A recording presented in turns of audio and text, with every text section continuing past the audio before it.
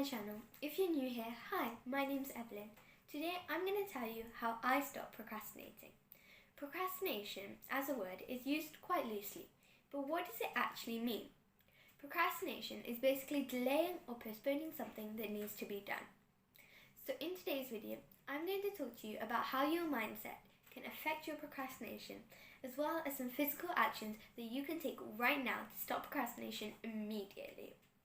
But before we get started, make sure you click that subscribe button, click that notification bell so that you get notified every time that I post a new video. Make sure to like and comment down below what kinds of videos you would like to see next. So without further ado, let's get started. Procrastination can look different for different people.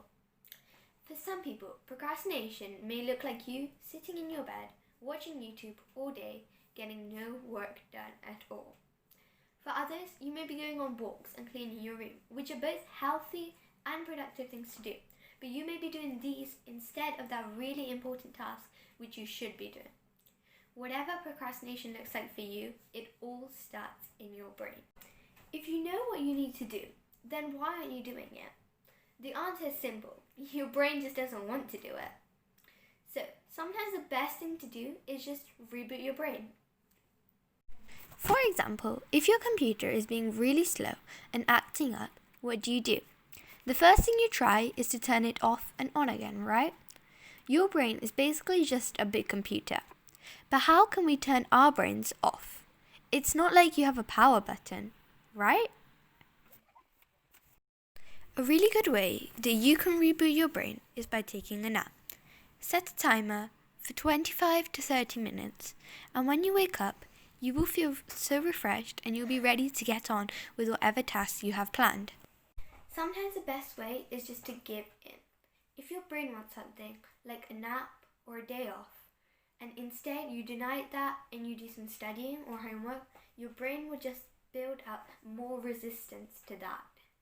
And it will make you want to do studying or homework even less. So sometimes the best way to do it is just to give in.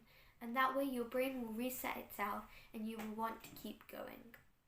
Now I'm going to give you some actions that you can take today to immediately stop your procrastination. My first tip is to just not overthink it. I know this is easier said than done, but if you're sitting down and you're doing something really relaxing and you're like, oh, I have to do my homework, you will just keep thinking about your homework. And you will overthink it so it seems like this big, hard, long task when it's just an easy little worksheet. So the best thing to do is when it pops into your mind, just grab that worksheet, put it out in front of you and maybe do the first question. Or if you've got to write a report, open up a Word document, write the date, write your name, write the title. If you've got some revision notes to do, write a heading. And that way you'll have started and your brain doesn't like to leave things unfinished. So it will just keep on going and hopefully you get your task done. The second tip is to turn to-do lists into timetables.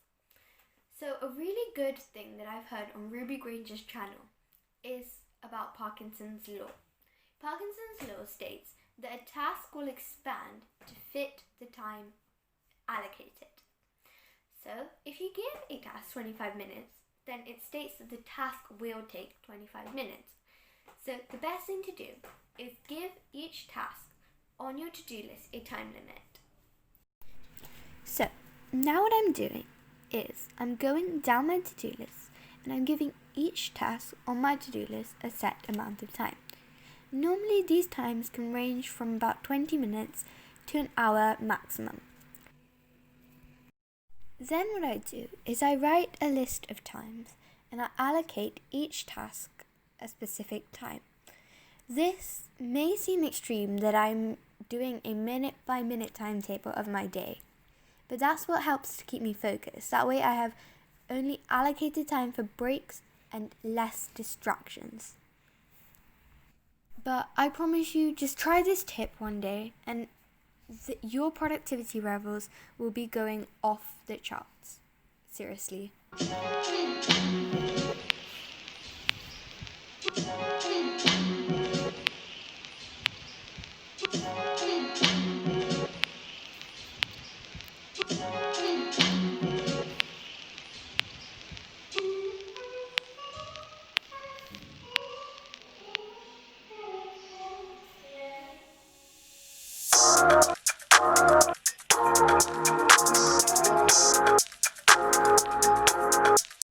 Finally, my last tip is to eliminate technology. My biggest distraction is definitely my phone. I feel like I've mentioned that in a couple of my other videos. And so lately I've been trying to put my phone as far away as I can so I cannot be asked to reach it at all. But also my laptop. Normally for homework I have to use my laptop.